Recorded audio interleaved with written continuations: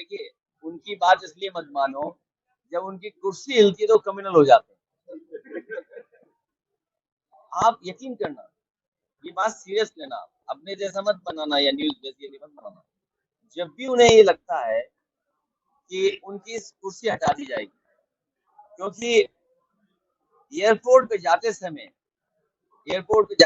पटना में वो तस्वीरें आपने देखी होंगी, उन्होंने मुझसे कहा था कि वो बहुत जल्दी मुख्यमंत्री बनने जा रहे हैं।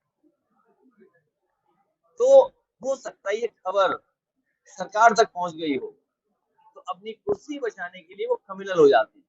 उनकी लैंग्वेज, उनकी भाषा, उन्हें इतिहास से कोई लेना देना नहीं है। इतिहास में क्या लिखा हुआ है, इतिहास क्या था, बस उन्हें डिवीजन करना है। इसीलिए समाजवादी पार्टी विजन के साथ जा रहे, डिवीजन के साथ नहीं जा रहे।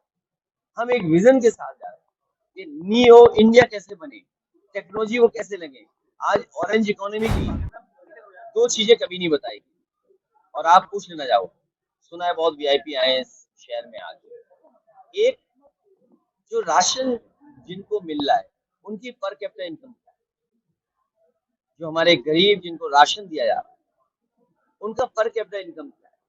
ये पर कैपिटा इनकम सबकी बताते हैं, देश की पर कैपिटा इनकम बताते हैं। लेकिन एक सूझबूझ के साथ अगर एक पॉलिटिकल पार्टी ये कहे कि वो लोग जो राशन जिनको मिल रहा है उनकी पर कैपिटा इनकम क्या है, और दूसरा, बीजेपी के लोग कोई भी भाषण भारत माता की जय, भारत माता की जय के बिना नहीं शुरू करते।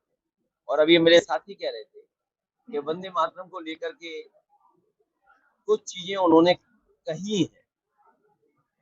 भारतीय जनता पार्टी वाले, मैं अपनी जिंदगी गुजर गई मेरी, जब मैं स्कूल में था, प्रेयर से लेकर के एंड तक हर दिन या फिर जनगण गाते थे या वंदे मातरम गाते थे, और सारे जहां से अच्छा भी गाते थे। किसी भी मिलिट्री स्कूल को आप देख लीजिए, किसी भी सैनिक स्कूल को देख लीजिए।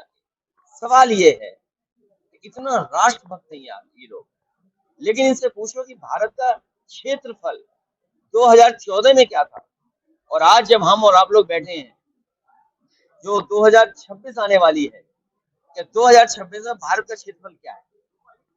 ये मैंने लोकसभा में पूछा था, और मैं फिर पूछता हूँ आपके माध्यम से कि जो लोग ये नहीं बता सकते क्षेत्रफल, वो हमें इन्हीं चीजों में उलझा के रखेंगे, एसआईआर में या हिंदू मुस्लिम में। और ये सरकार से प्रायोजित है, बहुत सी चीजें गवर्नमेंट से प्रायोजित है। अगर गवर्नमेंट ही स्पॉन्सर करे कुछ चीजों को, तो आप कैसे बचोगे आप? तो गवर्नमेंट की जिम्मेदारी और आपकी भी जिम्मेदारी है कि हमें उम्मीद है कि सच पहुंचाएं। तो दो सवाल मैं छोड़ के जा रहा हूं आपके सामने, महंगाई का, बेरोजगारी का नहीं। जिन लोगों को राशन सरकार दे रही है उनकी पर कैपिटा इनकम क्या है, और हमारा क्षेत्रफल भारत का 2014 में क्या था और आज 2026 में क्यों है। ये बात मैं इसलिए बोल रहा हूँ, यहाँ से एरियल डिस्टेंस क्या होगा चीन का, क्या चीन हमारे बगल में बैठा हुआ है। इस चीन को बीजेपी की सरकार ने जमीन भी दे दी और हमारा बाजार भी दे दिया। मेक इन इंडिया क्या होगा बताओ, ये सब लगा हुआ सामान सब चीन का। ये पार्टी नया विजन, नियो इंडिया, उसको लेकर आगे बढ़ रही है।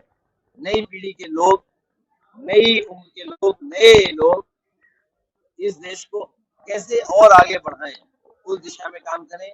समाजवादी पार्टी भविष्य में बरेली के लिए अपना मैनिफेस्टो बनाएंगे। मान लीजिए यहाँ स्पोर्ट्स फैसिलिटी कैसे दें, लखनऊ में या और अन्य जगह पर बहुत बेटर फैसिलिटीज दी, उसका परिणाम ये हुआ कि आपका स्पोर्ट्स के प्रति लोगों का प्लस टीम्स को आयोग अपना काम छोड़कर पॉलिटिकल लोगों को कैसे परेशान करें, पॉलिटिकल पार्टीज को कैसे परेशान करें, उस दिशा में काम करते हैं। जो प्रोसेस बहुत सिंपल होनी चाहिए, सिंप्लीफिकेशन ऑफ प्रॉब्लम, जो एक लेमैन, एक आम कार्यकर्ता, क्योंकि जो हमारा लोकतंत्र है वो उन लोगों की वजह से मजबूत है जो गरीब है, जिन्हें बहुत सारी जानकारी नहीं है। हम तो बहुत से ऐसे लोगों को भी जानते हैं कि जो बहुत बुद्धिजीवी हैं, पढ़े लिखे हैं, अगर वोट डालने जाएं तो कभी कभी राष्ट्रपति के वोट में भी गड़बड़ हो जाता है, राज्यसभा के वोट में भी गड़बड़ हो जाता है। इसलिए जब एसआईआर हो रही है, पूरा रिवीजन वोटर लिस्ट होने जा रहा है, तो बहुत सिंसियरली हम करें इसको, बहुत सावधानी से करें और एक भी वोट छूटे नहीं। हमें इससे डरना नहीं है, डटे रहना है, जिससे हम अपनी वोटर लिस्ट को ठीक कर सकें।